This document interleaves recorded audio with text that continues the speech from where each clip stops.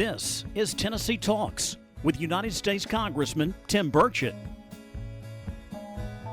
Hey everybody, I'm Congressman Tim Burchett, and I want to welcome everybody back to another episode of Tennessee Talks. Today I'm joined by Maya MacGuineas. Did I say that right? MacGuineas? You said it, MacGuineas. All right. What's that? Where is that from? It's a jumbled mutt of a Irish, Scottish. I'm not sure what's going on there. All right, it's cool. spelled I like weird. All right, and she's the president for Committee for a Responsible Federal Budget, which is, I think, sort of like military intelligence or congressional ethics. I'm wondering if that even exists. But she's an expert on tax, budget, and economic policy. I know y'all are always probably tired of me railing on our economic condition in this country and just the crazy spending. But you went to Northwestern University for your undergrad and then got her master's of public policy from Harvard University. Couldn't get in UT, huh? Nope, I couldn't. All right, well, sorry about that. Maybe I'll go get another degree there. Maybe. I would like to. She's testified before Congress numerous times, and you've frequently been published by the Washington Post, Wall Street Journal, the New York Times, and many other big news outlets. Maya, if it's okay if I call you Maya? Please. All right, cool. It's good to have you here, and thanks for coming on the show with us. We got a diverse group of folks on this thing, and this is another one. This will be a good one, so I'm looking forward to this. Can you briefly explain to me how the budget process works in Congress? I can briefly explain to you how the budget process doesn't work in Congress. Or how it should work? Yeah. I mean, it's actually a good day to ask that because it's April 17th. The day that the congressional budget is required to be done is April 15th. That would have been today. We have not heard a peep about what's going on with the congressional budget process. So there's a lineup of what's supposed to happen. The president is supposed to deliver his budget. Then Congress, the budget committees, House and Senate come up with their budgets. They're voted out of the bodies. Then they're reconciled. They work out the differences. That budget sets the top line numbers for the rest of the year. And it's the chance to look over our priorities. What do we want to spend money on? Is it worth it? And how are we going to pay for it? But these continuing resolutions that we always seem to keep passing, which I don't vote for, we just kick the can. And nobody back home even seems to. Nobody even knows. I mean, I don't think most people know that we haven't had a budget that was done on time in 20 years. Yeah. And that most years we don't have a budget in place. Now, most of my friends don't know this because they're so tired of listening to me talk about it. But really, if you stop for a second and think about the fact that we run the single biggest economic entity in the world without a budget, no business person would do that anywhere. They wouldn't be able to get away with it. So it's a huge problem. It's been the breakdown of the process. And then because we don't have a budget, we haven't thought about our priorities, we don't get the spending bills passed at time, you all pass, I guess you said you vote against, but there's continuing resolutions or omnibuses where nobody actually knows what's in these bills. So we don't do the hard work. I mean, to govern is to choose. It's to decide what your priorities are. We don't do the hard work of looking at what programs are in place. Are they working? Are the goals even still relevant? Do we have new priorities? If we're going to pass this spending, how are we going to pay for it? Because just borrowing and leaving it to our kids, which is what we do more often than not, is truly kind of the opposite of the American dream. Leave the economy that's stronger to the next generation than the one you inherited. And basically, there are no parts of the budget process that are getting done the way they're supposed to. And it means we skip over the single most, I think, fundamental role of you all, which is decide if you're going to tax Americans, what are you using their money for? Is it worth it? Is it working? And should we continue to do it or should we make changes? Yeah, I was on the budget committee, and that was, I asked to be on it actually, and everybody said, why? Because I was in the state legislature in Tennessee. We're a balanced budget state, which is kind of foreign up here, and I always talk about that, and if we didn't have it, we didn't spend it. Just because we had it didn't mean we were going to spend it. And AAA bond rating and things like that. And I was mayor of Knox County. We paid down debt. It's just unheard of. And you get up here and people just, what's the use? But and there's a lot of reasons for it. Our economic condition, I think, it just continuously gets worse every year, and we just refuse to address it. Well, and our fiscal position gets worse every year, which is, and that leads to our declining economic position here and our role in the world. But if you look at our fiscal position right now, within the next few years, we will have the highest debt to GDP we've ever had in the history of this country. And the last time we had that was right after World War II. We had just fought a war, and then they brought the budget down and balanced it in just a few years. Right. This time we will have the highest debt to GDP in the history of the country, no war, and it will only continue to grow over the next decade. And we have so many structural imbalances. There is no plan right now in place to get the debt under control. Within 5 years, we'll be spending more on interest payments than we are on national defense. That is a very dangerous place for a nation to be. 5 years? In 5 years. All right. Well, what's going on with the... Unless we make some changes. Yeah, we make Knock on wood. Yes, ma'am. What do you think's going on with our debt ceiling right now? Do you feel like we're, I've argued continuously. I didn't vote for under Trump, and I'm, it just drives me crazy. So what is your thoughts on the debt ceiling? Okay, I've got a lot of thoughts on the debt ceiling. Please. First off, the increases we had under President Trump were actually some of the worst increases we've had. And the reason is not only did we increase the debt ceiling without pausing, saying where are we fiscally? Okay, we're in bad shape. What should we do to make it better? Actually, legislation was attached to those debt ceilings that borrowed even more. And that was 3 times in a row. Right. So that to me is the worst thing you can do. What we're talking about right now is we do have a debt ceiling increase. We do have to lift the debt ceiling. And the reason is we already put the borrowing in place. When the legislation was put in place, or the structural imbalances that already exist were there, we're going to borrow that money. The real principled thing I think that people should promise to do is it's not that I'm not going to lift the debt ceiling, it's that I promise not to pass any legislation that is going to borrow more. So I am not going to pass additional debt. That to me is what really we should be getting a pledge from members to do. We are in a strong economy, high inflation. The best thing we could do fiscally is bring our debt down. So I think members should promise not to pass any bills that increase the debt. But here's where we are.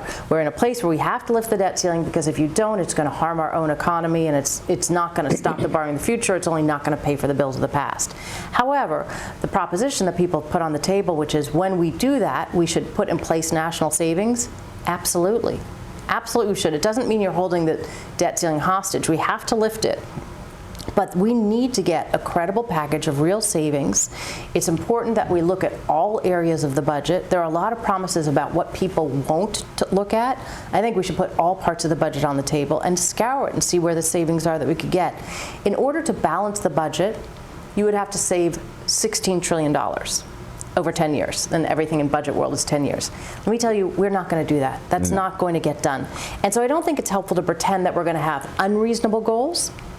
But we should be able to save a few $1 trillion this year, and then I think we should do it every year going forward. So if we could get a package of savings that saved $2, $3, $4 trillion, that would be a great first step. We haven't seen that much savings in well over a decade. In 2 decades, honestly. Right. And then if we agreed that we were going to do that each year, we would stair-step our way back into a fiscal health. And I think it's been so long that we worked together, Congress has worked together to put a savings package. That was bipartisan, and it should be, because everybody contributed to getting to this problem. This pointing finger stuff is useless in my mind. This is about one country, how we're as strong as we can be. Let's figure out a solution, and let's put trillions of dollars on saving and lift the debt ceiling without drama, and make sure that we're going to keep generating those packages of savings. Actually, and I've heard Kevin McCarthy say some very similar things, especially this weekend. As a matter of fact, we had a call, and those were some of the things that he mentioned. And some of the members, and I'm one of them, have a lot of concern about cuts. And specific cuts. Everybody always says Medicaid, Medicare, you're not going to touch them. What are you going to do? Or they try to get you in on that. And I always turn to say, look, what we need to look at, I think first is the Pentagon. When they're audited and they've lost over $1 billion that they don't know where it is. The audits don't work. They can't find where all the money's been spent. They can't find where all the money is. Exactly. You got to be able to be audited. We got to track these dollars. Yes, ma'am. And so I'm wondering, and that's a place I would look, and it surprises a lot of people, but it's just it's a boondoggle. I mean, when we're leaving billions of dollars on the ground in Afghanistan, and we're in conflicts all over, and we don't really know what's going on, or somebody does, but Congress doesn't. We're supposed to be the one managing the checkbook. I'm wondering what kind of cuts would you make if you could make cuts? Well, this is a really interesting one, because first I think you should leave it up to the national security experts more than the budget experts. But nonetheless, I've been doing this for a long time, and I've been studying it because clearly an area of the budget with this much spending has plenty of places for cuts. And so a lot of our weapon systems are outdated. A lot of our defense programs are actually jobs programs. And you don't want to say, those jobs are important, but we do need an economy where we're actually putting the resources where they need to be, and the jobs are working with that. So I would get rid of things that are there for regional job purposes and weapon systems of the past. And there's actually big entitlements in the Defense Department that encourage people to retire early, even if they haven't been in combat. And listen, we have to take care of our veterans. There should not be a single question on that. But there is a lot of big benefits that go to people who didn't spend any time overseas even. And so thinking about how you look at those benefits so they're more comparable to the private sector. Here's where I worry. I also think we have a lot of new security risks, and I think they're this century's. I think we have a Defense Department for last century. I think if you look at this century, cyber risks are real. Disinformation risks are terrifying, and I don't know that we know how to build the defense against them, but we do need to do what has to be done to secure against them. Where that's going, and we don't up me. I get to ask you a question at the end of this podcast, so okay. I mean that one's kind of blowing my mind, yes, and we need to think through it. So I think mostly, there are savings to be had in national security, but there's also a big shift that we need to make from outdated resource allocation into a modern defense posture. Well, how do you think we can get Democrats and Republicans at the table together? How do you think that's got to happen? Well, I'm a political independent. I spend a lot of time working with members of both parties because, honest to God, I don't know why I'm reaching my peak level of frustration with this, but we can't be two teams. We have to be one country. I've said this many times, but it's the truth. I've been on the elevator. I always tell people I'm conservative. I'm just not angry about it. I have friends across the aisle.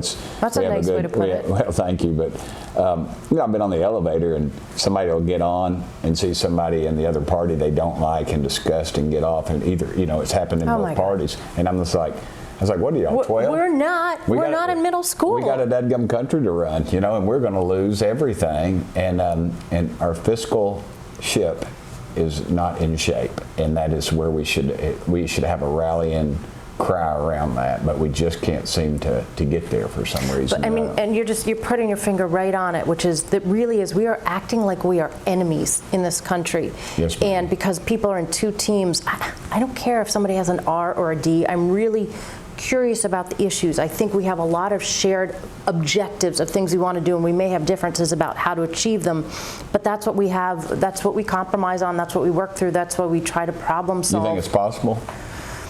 I'm getting more concerned as time is elapsing. I think there are a few things we're going to have to return to, and it's just basic respect and empathy and connections, and I think we need to spend more time together.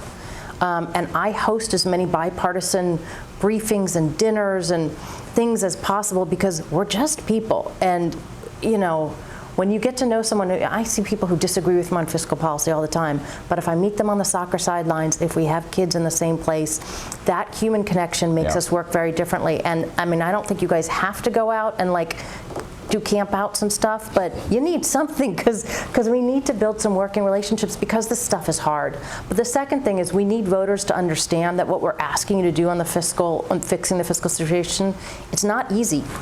We borrowed trillions of dollars too much, and now we have to figure out how to bring those costs down.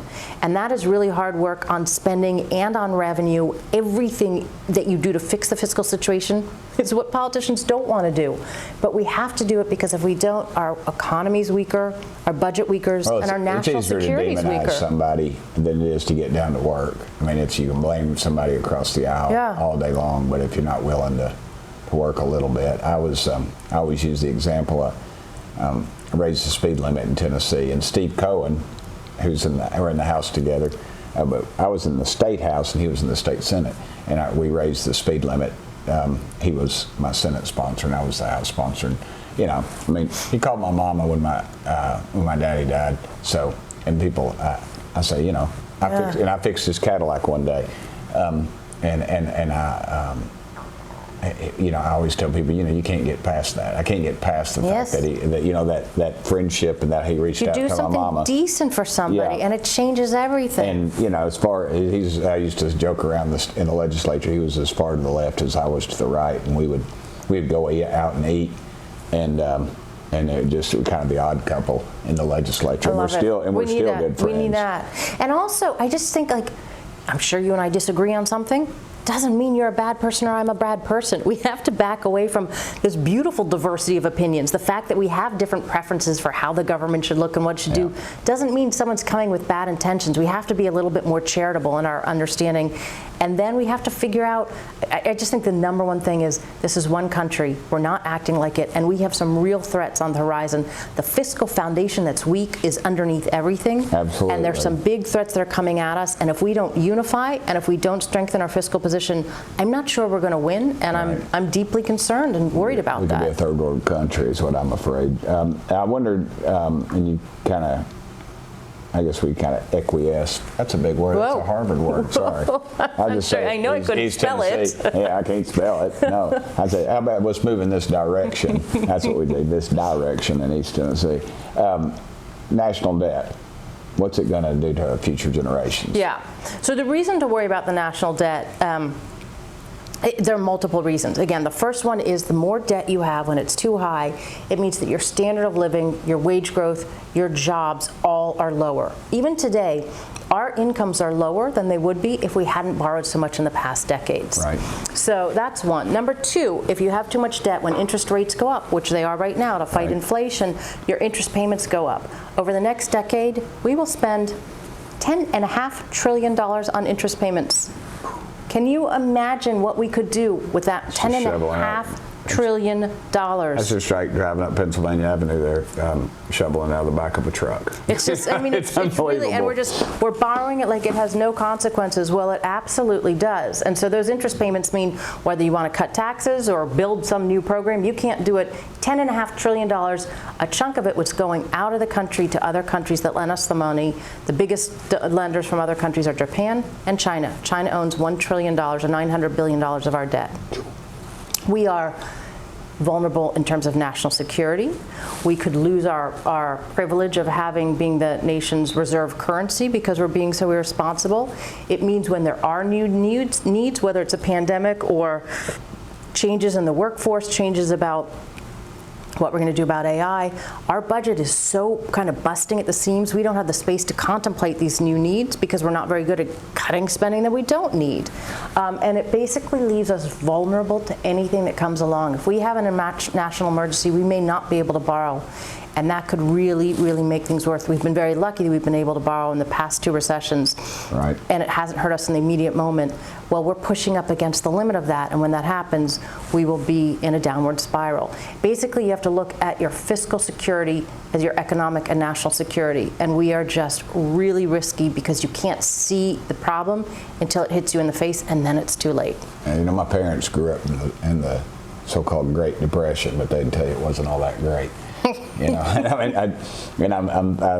think about overseas in Europe. I guess it was in pre-World War II Germany, maybe even, and they were showing people with wheelbarrows with cash, going to buy a loaf of bread. And I don't think people understand the inflation that we're seeing. Yes, and last 2 years was.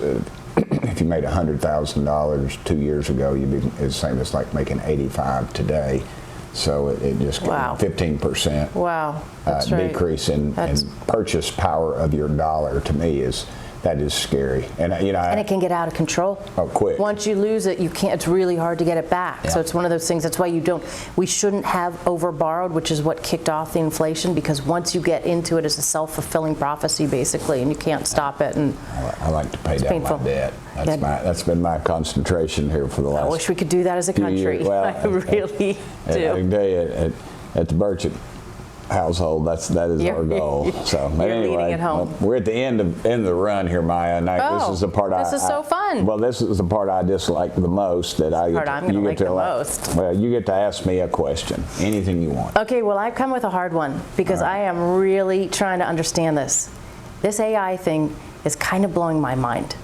And I am pretty sure that our technologists are racing ahead and our lawmakers are still kind of trying to catch up. Yes, ma'am. And there are some real restraints that I think need to be put in place. Tell me about AI. What should we do? No, There's an easy question for you. Artificial intelligence. Well, actually, I am not here. This is just a computer-generated model of me. But now, there's actually, this weekend, there was some musicians who honestly, I probably wouldn't step out of the electric chair to go watch them. They're not my people. But I heard one of them say that they showed them doing something on a it was a download or something they put out on the internet, and it wasn't them, and it was artificial intelligence, and wow. there's all different components of it. And I served on a committee. I'm not really on the subcommittee. I'm not really sure why they picked me, but I made the statement. Here's Congress up here trying to figure this thing out, and literally you go back to people's offices and I think they have 8-track tape players. You're right. But you also have the ability to bring every expert in. So let's get them in here and start talking with them. And that's our big fear, is that we don't do that soon enough. And of course, again, we've allowed China to get ahead of us, and the destructive ability that they would have. Because in the misinformation, the disinformation, which is where a lot of warfare is going in the future, and just the ability to these computers they answer themselves, and apparently that's the scary when they start figuring out things ahead of us, and they start teaching themselves things that we weren't teaching them. So you realize we don't have control of the situation. We don't have control of the situation. It's I guess it's more, as my dad would say, Buck Rogers, but you and I would probably say Arnold Schwarzenegger. Mm-hmm. He was in a movie where that basically took over the Skynet, I believe it was. I'm not quite worried about it like that, but I'm more worried about the Chinese ability to influence world events through false events. Deepfakes, disinformation, we start to not know what's true. It leads us to fight even more than we're already seeing. Yes, ma'am. And you're watching the news and you react. The economy reacts, and you're not watching the news. You're watching a fake. You can put out fake information, and it will have huge effects on our stock market. Yes, ma'am. All these things. And so those components scare me, but also our national security along the lines of just economic security, but otherwise, I mean, if we think somebody's a nuclear threat, and we think that they've launched missiles against us or something, and we have to counter. There's a horrible scenario. Yes, ma'am. So there's a lot of things that really bother me about that, and we've got to get ahead of it. And unfortunately, we're going to have to invest more money, but I would suspect that we could. The Pentagon needs to be looking at this as warfare. Yeah, and national security. Well, and we need to get the technologists in here saying, instead of racing just on technology, we got to race on the defense against the bad technology, the bad application of it. Because on the other hand, it can do great things if it's used for the right way, I'm sure. Yes, but we need to make sure it's not just the profit motive, but instead of what's going to help all of us and protect us at the same time, and get the technologists working on that too. And I feel like we could, there's economic models and medical models, things like that we could use it for, that could help us in the future. But right now, we're just playing catch up once again to some of our enemies and our adversaries. So I hope that we get our head out of the sand and start moving in that direction, because a lot of people in Congress don't understand it. And we need an AI boot camp up here. Yes, ma'am. We do. Because Nancy Mace chairs the committee, the subcommittee I'm on, and she said, this is the first, and what she did was she gave her speech. I saw it. She read her speech, and basically she just gave this computer program a couple of words, and it wrote her entire speech for her. And she read it, and you didn't know, and then only at the end she said, every word of this was written by artificial intelligence. And it all made perfectly good sense to me. So, which doesn't mean a whole lot, but which means hopefully our kids are home writing their own essays. Yes, I'm not convinced mine are. No. Once my little daughter, I always tell her, I say, Isabel, now, I said, you can fool Dad on this stuff, but are you really doing this? She goes, I'm doing it, Dad. And I go, okay, baby, I trust you. Dad trusts you. But anyway, hey, thank you so much for coming on today. What a pleasure. And maybe we can do this again. There's a lot more things this budget issue is really a thorn in my side. I'm not. Yeah, I'm glad you care about it so much. We need people who are emphasizing how important it is, because it's easy to sweep under the carpet. That's what people are doing, and it just leaves us with a bigger mountain of debt, and it's harder to get out from. So thank you for caring about the issue. I appreciate you bringing some responsibility to the issue, because we sure need it up here. Dadgummit, we're in such a mess. I get as mad at my side of the aisle as I do the other side of the aisle, because it's just very frustrating to me. And it's we get ourselves in so much trouble voting for things. Well, I need this for my district, so I'm going to vote for this horrible, horrible package. And then, Yeah. Oh, that's right. You bribe the votes. And you need that ballpark fenced in, so we're going to make my grandkids go in debt. And it really does come down to not just our grandkids, our kids. I mean, it's going to hit soon, and so it really does come down to one of the things I think that should unite us is we all want to leave a country that's stronger for our kids, and it has to be stronger fiscally, and so we got to try to do better on this. Well, thank you. Thanks for having me. Ma'am. And I'm Congressman Tim Burchett. Thank y'all for watching another episode of Tennessee Talks. Thanks for listening to this episode of Tennessee Talks. Please subscribe to the show on Apple Podcasts, Spotify, or wherever you listen to your podcasts. Keep up with Congressman Burchett by following Rep. Tim Burchett on Twitter and Instagram, and Congressman Tim Burchett on Facebook and YouTube.